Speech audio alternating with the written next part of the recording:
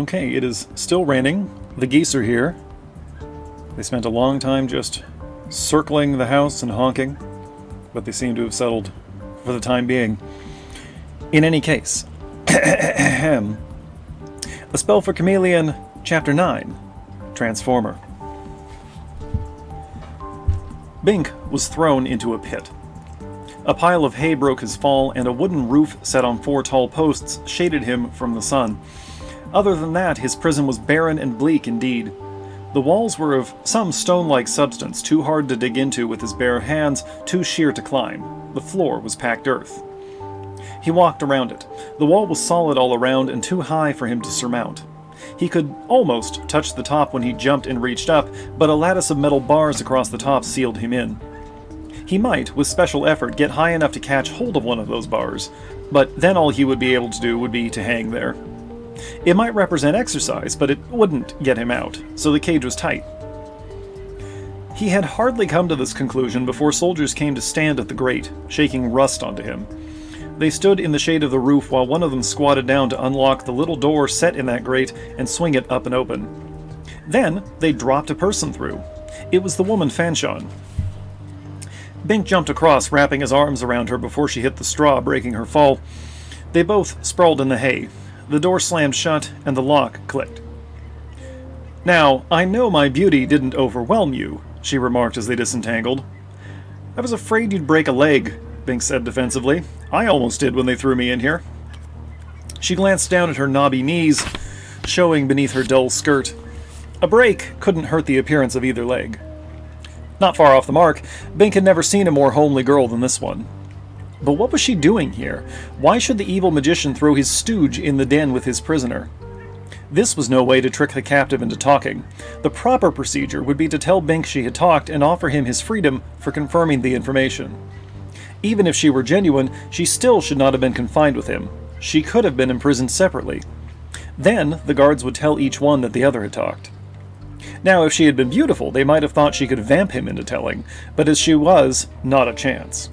It just didn't seem to make sense. "Why didn't you tell him about the shield stone?" Bink inquired, not certain with what irony he intended it. If she were a fake, she could not have told, but she also should not have been dumped in here. If she were genuine, she must be loyal to Xanth, but then why had she said she would tell Trent where the shield stone was? "I told him," she said. She had told him? Now Bink hoped she was funny. "Yes," she said, looking him straight in the eye. "I told him how it was set under the throne in the king's palace in the North Village." Bink tried to assess the ramifications of this statement. It was the wrong location, but did she know this? Or was she trying to trick him into a reaction, a revelation of its real location while the guards listened?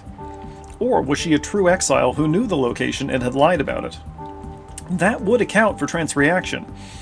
Because if Trent's catapult lobbed an elixir bomb on the palace of Xanth, not only would it fail to disrupt the shield, it would alert the king, or at least the more alert ministers who were not fools, to the nature of the threat.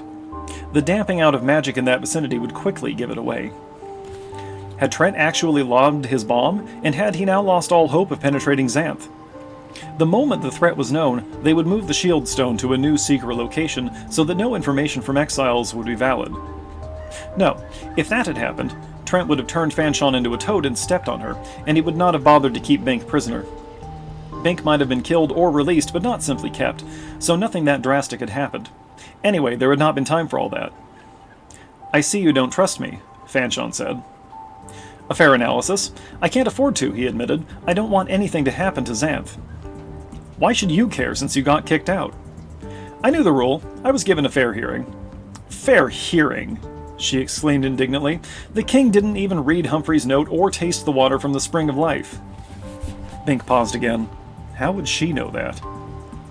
"Oh, come on," she said. "I passed through your village only hours after your trial. It was the talk of the town, how the magician Humphrey had authenticated your magic, but the king—" "Okay, Bink said. Obviously she had come from Xanth, but he still wasn't sure how far he could trust her. Yet she must know the shield stone's location, and hadn't told it. Unless she had told it, and Trent didn't believe her, so was waiting for corroboration from Bink? But she had announced the wrong location. No purpose in that regardless. Bink could challenge her on it, but that would still not give away the right location. There were 1,000 potential spots. So probably she meant what she said. She had tried to fool Trent, and had not succeeded. So the balance in Bink's mind shifted. Now he believed she was from Xanth, and she had not betrayed it. That was what the available evidence suggested. How complex could Trent's machinations become? Maybe he had a mundane machine that could somehow pick up news from inside the shield, or, more likely, he had a magic mirror set up in the magic zone just outside the shield so he could learn interior news. No, in that case, he could have ascertained the location of the shield stone directly. Bink felt dizzy. He didn't know what to think, but he certainly wasn't going to mention the key location. I wasn't exiled, if that's what you're thinking, Fanchon said. They don't yet ban people for being ugly. I emigrated voluntarily. Voluntarily? Why? Well, I had 2 reasons. What 2 reasons? She looked at him. I'm afraid you would not believe either one. Try me and see.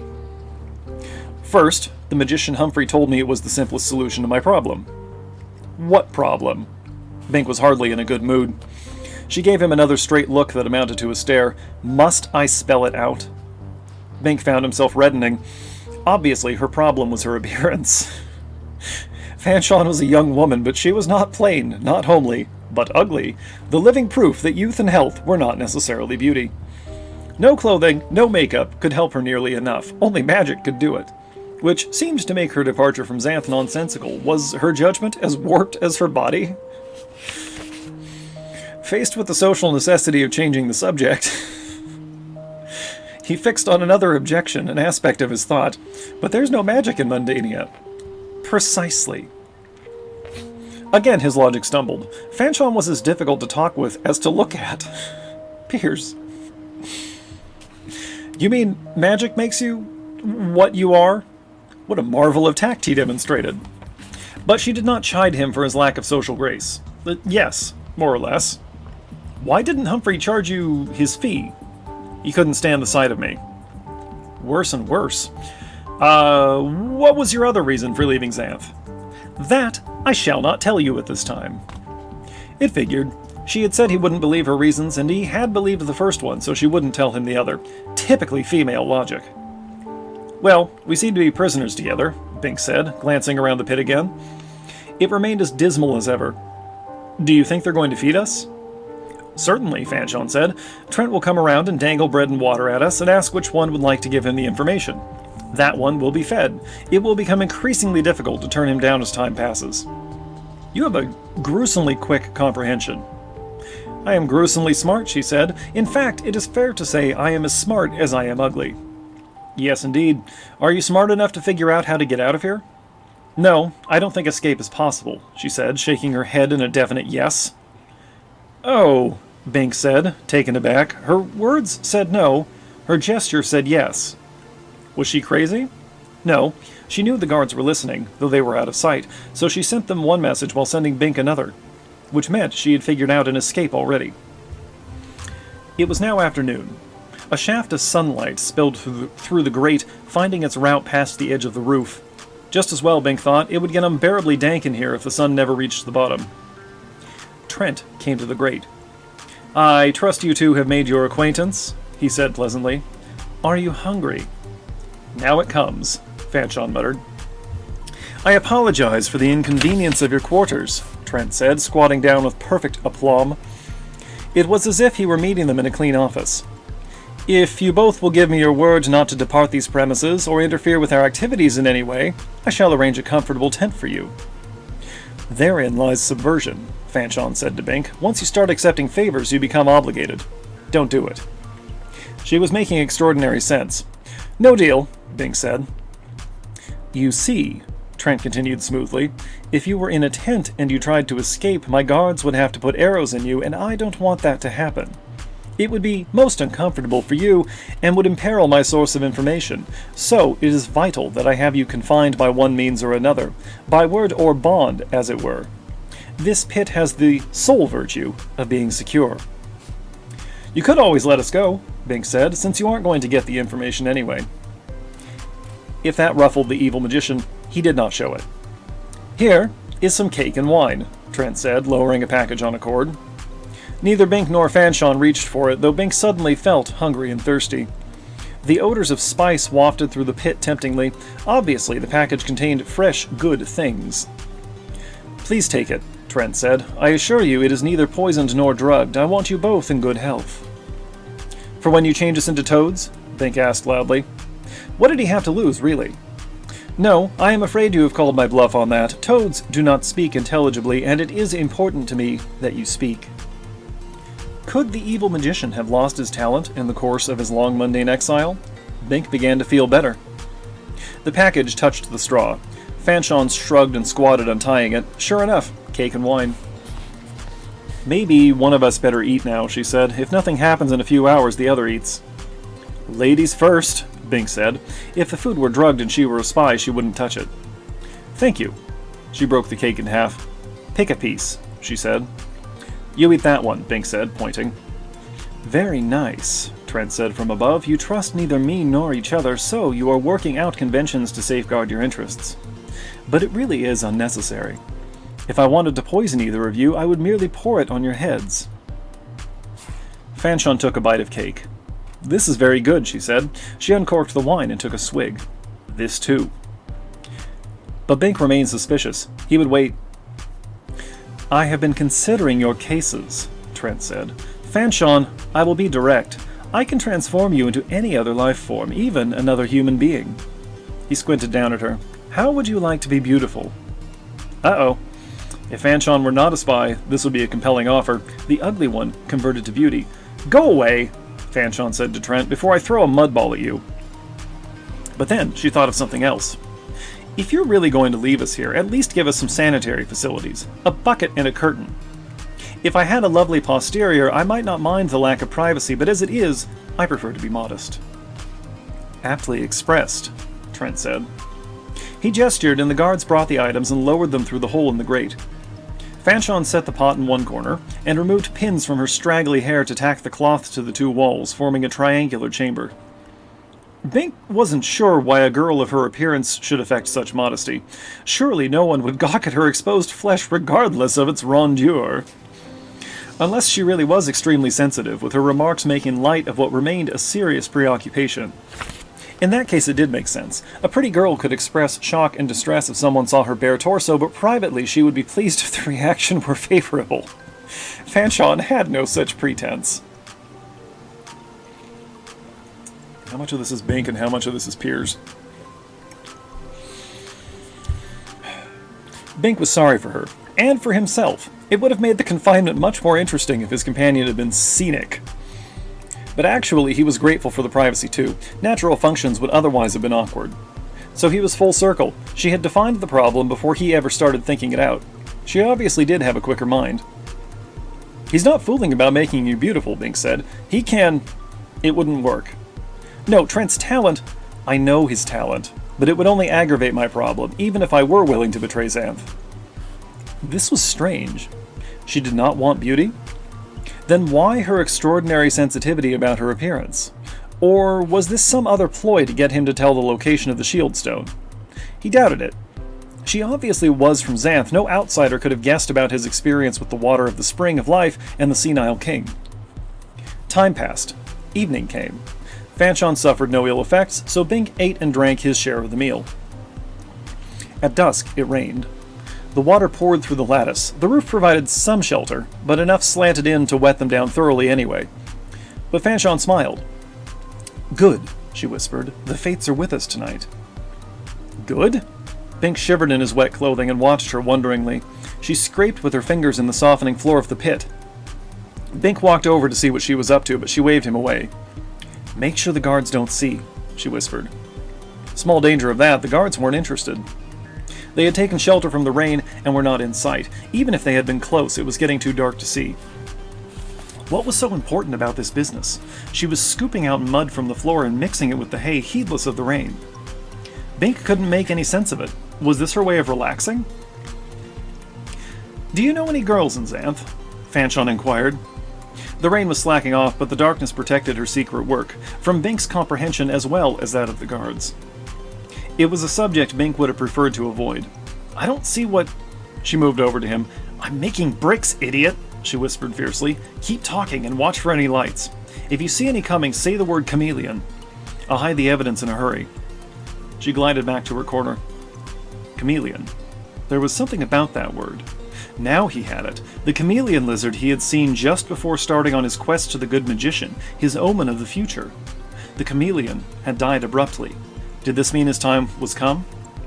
Talk, Fanchon urged. Cover my sounds. Then, in conversational tone, you did know some girls. Some, Bink said. Bricks? What for? Were they pretty? Her hands were blurred by the night, but he could hear the little slaps of mud and rustle of hay. She could be using the hay to contribute fiber to the mud brick, but the whole thing was crazy. Did she intend to build a brick privy? Or not so pretty, she prompted him. Oh, pretty, he said. It seems he was stuck with the topic. If the guards were listening, they would pay more attention to him talking about pretty girls than to her slapping mud. Well, if that was what she wanted. My fiancée, Sabrina, was beautiful, is beautiful, and the sorceress Iris seemed beautiful, but I met others who weren't. Once they get old or married, they... The rain had abated. Bink saw a light approaching. Chameleon, he murmured, again experiencing inner tension. Omens always were accurate, if understood correctly.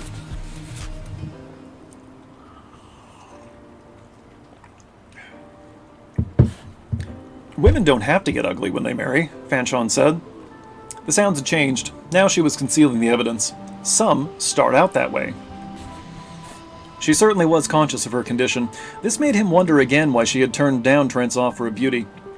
I met a lady centaur on my way to the magician Humphrey, Bink said, finding it difficult to concentrate even on so natural a subject as this in the face of the oddities of his situation. Imprisoned in a pit with an ugly girl who wanted to make bricks.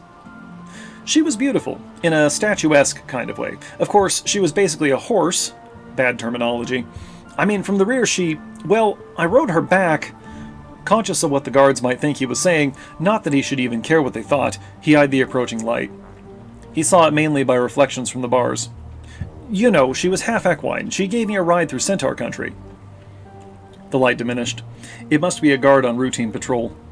False alarm, he whispered. Then, in conversational tone, but there was one really lovely girl on the way to the magician.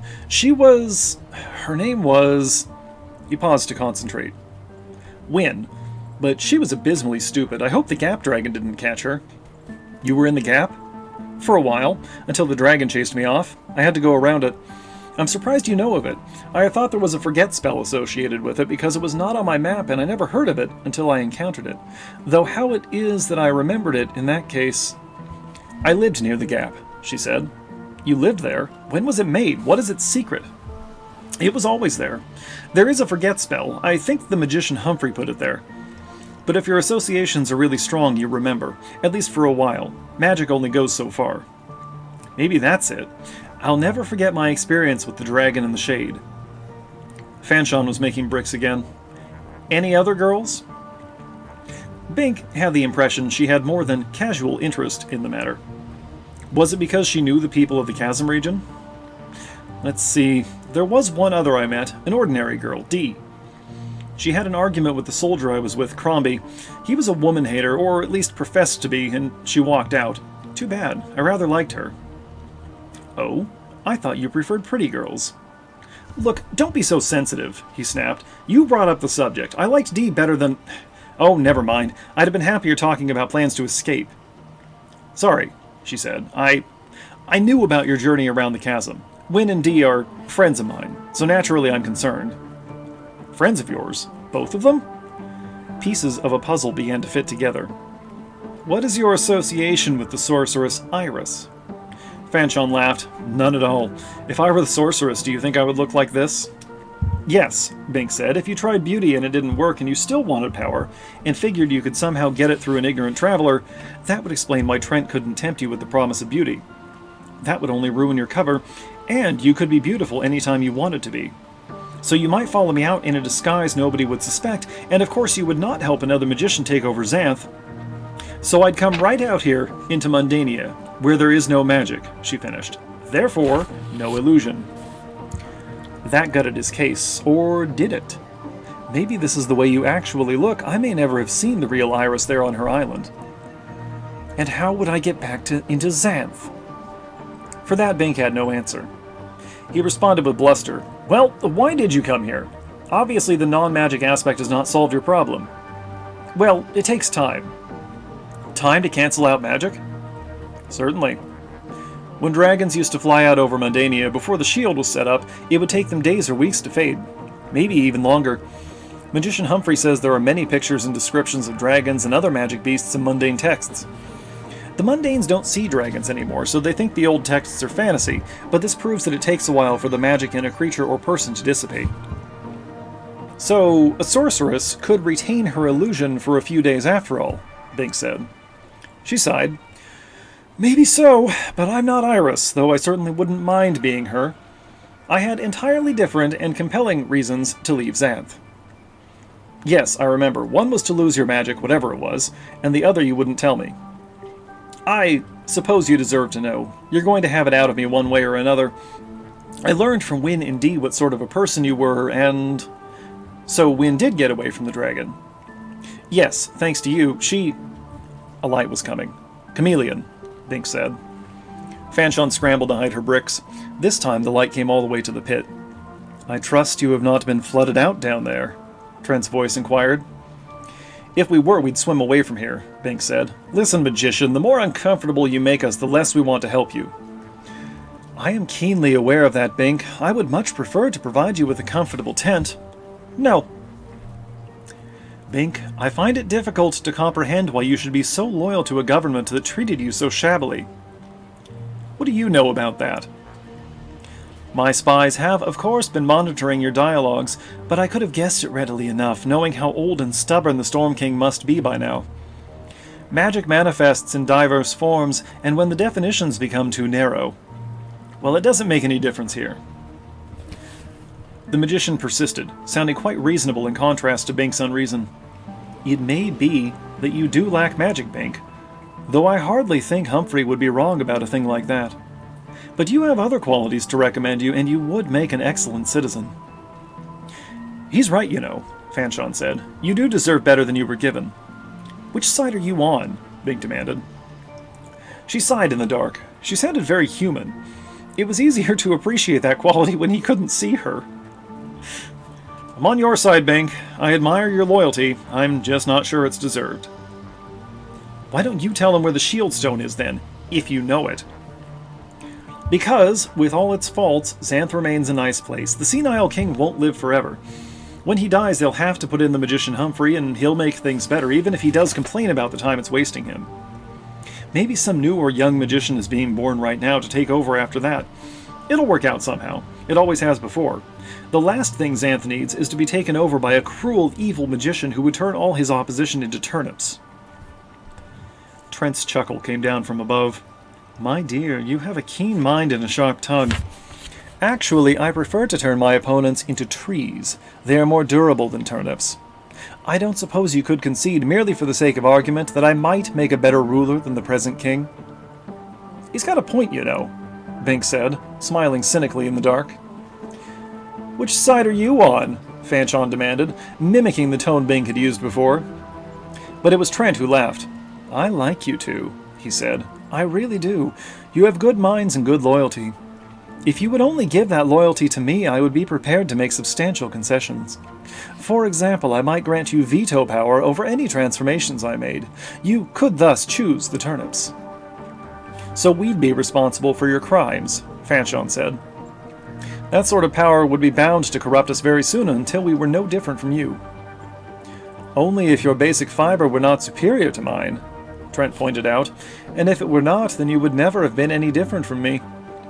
You merely have not yet been subjected to my situation. It would be best if you discovered this, so as not to be unconscious hypocrites. Bink hesitated. He was wet and cold, and he did not relish spending the night in this hole. Had Trent been one to keep his word 20 years ago? No, he hadn't. He had broken his word freely in his pursuit of power. That was part of what had defeated him. No one could afford to trust him, not even his friends. The magician's promises were valueless. His logic was a tissue of rationalization, designed only to get one of the prisoners to divulge the location of the shield stone. Veto power over transformations, Bink and Fanchon would be the first to be transformed once the evil one had no further need of them. Bink did not reply. Fanchon remained silent. After a moment, Trent departed. "And so we weather temptation number 2, Fanchon remarked, "but he's a clever and unscrupulous man. It will get harder." Bink was afraid she was right. Okay, I think the kids are done zooming up and down the main road. Let's carry on. We're almost done here. Next morning, the slanting sunlight baked the crude bricks. They were hardly hard yet, but at least it was a start. Fanchon placed the items in the privacy cubicle so that they would not be seen from above. She would set them out again for the afternoon sun if all went well. Trent came by with more food, fresh fruit and milk. "I dislike putting it on this footing," he said, "but my patience is wearing thin. At any time they might move the shield stone routinely, rendering your information valueless. If one of you does not give me the information I need today, tomorrow I shall transform you both. You, Bink, will be a cockatrice. You, Fanchon, a basilisk. You will be confined in the same cage." Bink and Fanchon looked at each other with complete dismay. Cockatrice and basilisk, 2 names for the same thing. A winged reptile hatched from a yolkless egg laid by a rooster and hatched by a toad in the warmth of a dung heap. The stench of its breath was so bad that it wilted vegetation and shattered stone, and the very sight of its face would cause other creatures to keel over dead. Basilisk, the little king of the reptiles. The chameleon of his omen had metamorphosed into the likeness of a basilisk just before it died.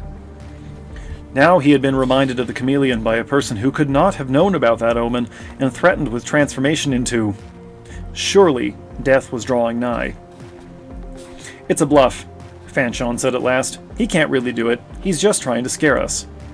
"He's succeeding," Bink muttered. "Perhaps a demonstration would be in order," Trent said. "I ask no person to take my magic on faith when it is so readily demonstrable. It is necessary for me to perform regularly to restore my full talent after the long layoff in Mundania, so the demonstration is quite convenient for me." He snapped his fingers. "Allow the prisoners to finish their meal," he said to the guard who reported. "Then, remove them from the cell." He left. Now Fanchon was glum for another reason. He may be bluffing, but if they come down in here, they'll find the bricks. That'll finish us anyway. "Not if we move right out, giving them no trouble," Bink said. "They won't come down here unless they have to."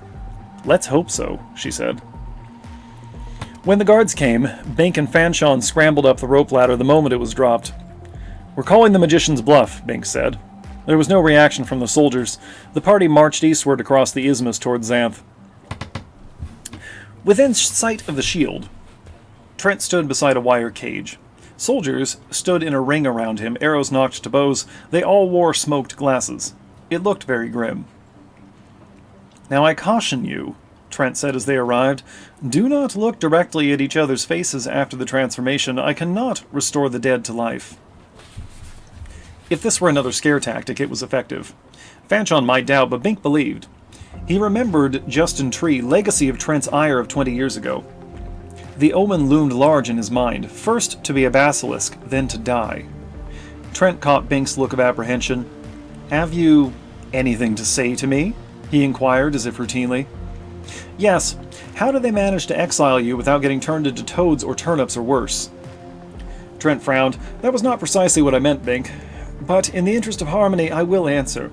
An aide I trusted was bribed to put a sleep spell on me. While I slept, they carried me across the shield." "How do you know it won't happen again? You can't stay awake all the time, you know." "I spent much time pondering that whole problem in the long early years of my exile. I concluded that I had brought the deception upon myself. I had been faithless to others, and so others were faithless to me. I was not entirely without honor. I breached my given word only for what I deemed to be sufficient cause, yet... That's the same as lying," Bink said. "I did not think so at the time. But I dare say my reputation in that respect did not improve in my absence. It is ever the privilege of the victor to present the loser as completely corrupt, thus justifying the victory. Nevertheless, my word was not my absolute bond, and in time I realized that this was the fundamental flaw in my character that had been my undoing. The only way to prevent repetition was to change my own mode of operation, and so I no longer deceive. Ever. And no one deceives me." It was a fair answer. The evil magician was, in many respects, the opposite of the popular image. Instead of being ugly, weak, and mean, Humphrey fit that description better, he was handsome, strong, and urbane. Yet, he was the villain, and Bink knew better than to let fair words deceive him. "Fanchon, stand forth," Trent said. Fanchon stepped toward him, open cynicism on her face. Trent did not gesture or chant. He merely glanced at her with concentration. She vanished. A soldier swooped in with a butterfly net, slamming it down on something. In a moment he held it up, a struggling, baleful, lizard-like thing with wings. It really was a basilisk. Bink quickly averted his eyes lest he look directly at its horrible face and meet its deadly gaze. The soldier dumped the thing into the cage, and another smoke glass-protected soldier shoved on the lid. The remaining soldiers relaxed visibly. The basilisk scrambled around, seeking some escape, but there was none. It glared at the wire confinement, but its gaze had no effect on the metal. A third soldier dropped a cloth over the cage, cutting off the view of the little monster. Now, Bink himself relaxed. The whole thing had obviously been carefully prepared and rehearsed. The soldiers knew exactly what to do. "Bink, stand forth," Trent said, exactly as before. Bink was terrified, but a corner of his mind protested, "It's still a bluff. She's in on it. They have rigged it to make me think she was transformed and that I'm to be next." All her arguments against Trent were merely to make her seem legitimate, preparing for this moment. Still, he only half believed that. The omen lent it a special, awful conviction. Death hovered, as it were, on the silent wings of a moth-hawk, close. Yet he could not betray his homeland. Weak-kneed, he stepped forth. Trent focused on him, and the world jumped. Confused and frightened, Bink scrambled for the safety of a nearby bush. The green leaves withered as he approached, then the net came down, trapping him. Remembering his escape from the Gap Dragon, he dodged at the last moment, backtracking, and the net just missed him. He glared up at the soldier who, startled, had allowed his smoked glasses to fall askew. Their gazes met, and the man tumbled backward, stricken. The butterfly net flew wide, but another soldier grabbed it. Bink scooted for the withered bush again, but this time the net caught him. He was scooped inside, wings flapping helplessly, tail thrashing and getting its barb caught in the fabric, claws snarled, beak snapping at nothing. Then he was dumped out. 2 shakes, 3, and his claws and tail were dislodged. He landed on his back, wings outspread. An anguished squawk escaped him. As he righted himself, the light dimmed. He was in the cage, and it had just been covered so that no one outside could see his face. He was a cockatrice. Some demonstration. Not only had he seen Fanchon transformed, he had experienced it himself and killed a soldier merely by looking at him. If there had been any skeptics in Trent's army, there would be none now. He saw the curling barbed tail of another of his kind, a female, but her back was to him. His cockatrice nature took over. He didn't want company. Angrily, he pounced on her, biting, digging in with his talons. She twisted around instantly, the muscular serpent's tail providing leverage. For a moment they were face to face. She was hideous, frightful, loathsome, ghastly, and revolting. He had never before experienced anything so repulsive, yet she was female, and therefore possessed of a certain fundamental attraction. The paradoxical repulsion and attraction overwhelmed him, and he lost consciousness.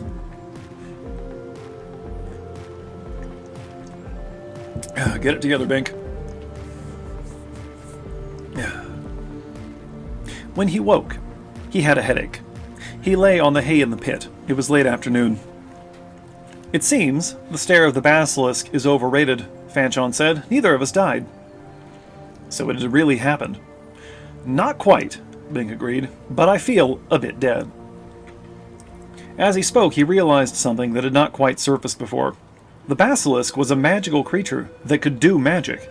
He had been an intelligent cockatrice who had magically stricken an enemy. What did that do to his theory of magic? "Well, you put up a good fight," Fanchon was saying. "They've already buried that soldier. It is quite like death in this camp now." Like death. Had that been the meaning of his omen? He had not died, but he had killed, without meaning to, in a manner completely foreign to his normal state. Had the omen been fulfilled? Bink sat up, another realization coming. Trent's talent is genuine. We were transformed. We really were. "It is genuine. We really were," she agreed somberly. I admit I doubted, but now I believe. He must have changed his back while we were unconscious. Yes, he was only making a demonstration. It was an effective one. It was. She shuddered. Bink, I don't know whether I can take that again. It wasn't just the change, it was... I know. You made one hell of an ugly basilisk. I would make a hell of an ugly anything. But the sheer malignancy, stupidity, and awfulness, those things are foul. To spend the rest of my life like that... I can't blame you, Bink said, but still something nagged at his mind. The experience had been so momentous that he knew it would take a long time for his mind to sift through all its aspects. I didn't think anyone could make me go against my conscience, but this... She put her face into her hands. Bink nodded silently. After a moment he shifted the subject. Did you notice? Those creatures were male and female. Of course, she said, gaining control of herself now that she had something to orient on. We are male and female. The magician can change our forms, but not our sexes. But the basilisks should be neuter. Hatched of eggs laid by roosters, there are no parent basilisks, only roosters. She nodded thoughtfully, catching hold of the problem. You're right. If there are males and females, they should mate and reproduce their own kind, which means, by definition, they aren't basilisks. A paradox.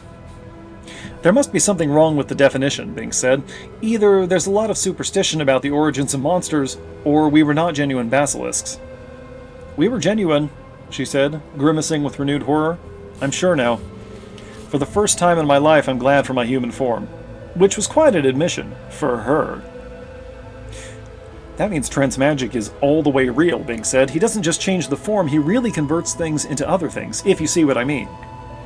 Then, the thing that had nagged at his mind before came clear.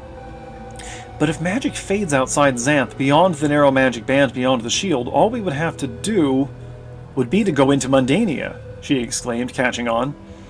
In time, we would revert to our proper forms, so it would not be permanent. So his transformation ability is a bluff, even though it is real, he said. He would have to keep us caged right there, or we'd escape and get out of his power. He has to get all the way into Xanth, or he really has very little power. No more power than he already has as general of his army. The power to kill. All he can get now is the tantalizing taste of real power, she said. I'll bet he wants to get into Xanth. But meanwhile, we're still in his power. She set out the bricks, catching the limited sunlight. What are you going to do? She asked. If he lets me go, I'll travel on into Mundania. That's where I was headed before I was ambushed. One thing Trent has shown me, it is possible to survive out there. But I'll make sure to note my route carefully. It seems Xanth is hard to find from the other direction. I meant about the shield stone. Nothing. You won't tell him? No, of course not, he said. Now we know his magic can't really hurt us worse than his soldiers can. Some of the terror is gone. Not that it matters. I don't blame you for telling him. She looked at him. Her face was still ugly, but there was something special in it now. You know, you're quite a man, Bink. No, I'm nothing much. I have no magic. You have magic, you just don't know what it is. Same thing. I followed you out here, you know. Her meaning was coming clear. She had heard about him in Xanth, the traveler with no spell. She had known that would be no liability in Mundania. What better match? The man with no magic, the woman with no beauty. Similar liabilities. Perhaps he could get used to her appearance in time. Her other qualities were certainly commendable, except for one thing. I understand your position, he said, but if you cooperate with the evil magician, I won't have anything to do with you, even if he makes you beautiful. Not that it matters. You can get your reward in Xanth when he takes over if he honors his given word this time. You restore my courage, she said. Let's make a break for it. How? The bricks, dummy. They're hard now. As soon as it's dark, we'll make a pile. The grate keeps us in. Its door is still locked. A step won't make any difference. If just getting up there were the only problem, I could lift you. There is a difference, she murmured. We pile the bricks, stand on them, and push the whole grate up. It's not anchored. I checked that when they brought us in here. Gravity holds it down. It's heavy, but you're strong. Bink looked up with sudden hope. You could prop it up after I leave, step by step, until... Not so loud, she whispered fiercely. They may still be eavesdropping. But she nodded. You've got the idea. It's not a sure thing, but it's worth a try. And we'll have to make a raid on the store of elixir, so he can't use it even if someone else comes out to tell him where the shield stone is. I've been working it all out. Bink smiled. He was beginning to like her. End of Chapter 9. And I am tired of reading.